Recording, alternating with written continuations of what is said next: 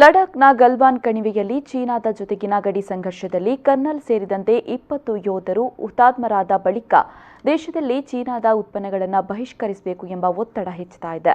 ಪುತ್ತೂರಿನಲ್ಲೂ ಚೀನಾದ ಉತ್ಪನ್ನಗಳನ್ನು ಬಹಿಷ್ಕರಿಸುವ ಮೂಲಕ ಹುತಾತ್ಮರಿಗೆ ಗೌರವ ನಮನ ಸಲ್ಲಿಸಲಾಗಿದೆ.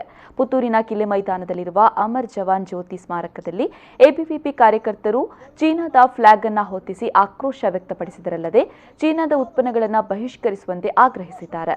ಸಂಘ ಪರಿವಾರದ ಹಿರಿಯ ಕಾರ್ಯಕರ್ತ ಚಂದ್ರಶೇಖರ್ ಅವರು ಹುತಾತ್ಮ ಯೋಧರಿಗೆ ಗೌರವ ನಮನ ಸಲ್ಲಿಸಿ ಮಾತನಾಡಿ, ದೇಶದ ಬದಲಾವಣೆ ಅನಿವಾರ್ಯ ಎಂದಾಗ ತರುಣ ಶಕ್ತಿ ಅತ್ಯಂತ ಪ್ರಮುಖವಾದದ್ದು. ಹಾಗಾಗಿ ಶಸ್ತ್ರ ಧರಿಸಿದ ಸೈನಿಕರು ಗಡಿಯಲ್ಲಿದ್ದರೆ ನಾವು ಅವರಿಗೆ ಪೂರ್ಣ ಬೆಂಬಲ ಕೊಡುವ ಶಕ್ತಿಯಾಗಿ ಪ್ರತಿ ಗ್ರಾಮಗಳಲ್ಲೂ ಕೆಲಸ ಮಾಡಬೇಕು.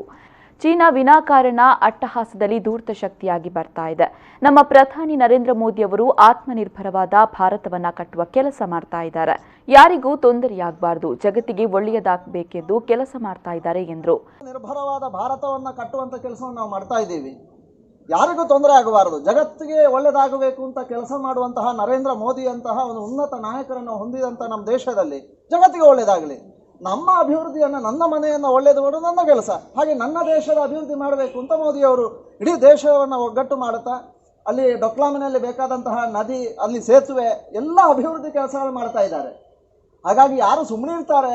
ನಮ್ಮ ನಾಯಕರಾಗ ಸುಮ್ಮನೆ ಇರ್ತಿದ್ರೆ ಈ ಧೂರ್ತ ಶಕ್ತಿಗಳು ಸುಮ್ಮನೆ ಇರ್ತಿದ್ವೋ ಏನು ಮಾಡ್ತಾ ಇದ್ವೋ ಗೊತ್ತಿಲ್ಲ. ಯಾಕಂದ್ರೆ ಬೇಕಾದಷ್ಟು ಗಡಿ ರೇಖೆ ದಾಟಿ ಈಗಲೇ ಚೀನಾ ಆಕ್ಯುಪೈಡ್ ಕಾಶ್ಮೀರ ಎಷ್ಟಾಗಿದೆ ಅಂತ ನಮಗೆ ಗೊತ್ತಿದೆ.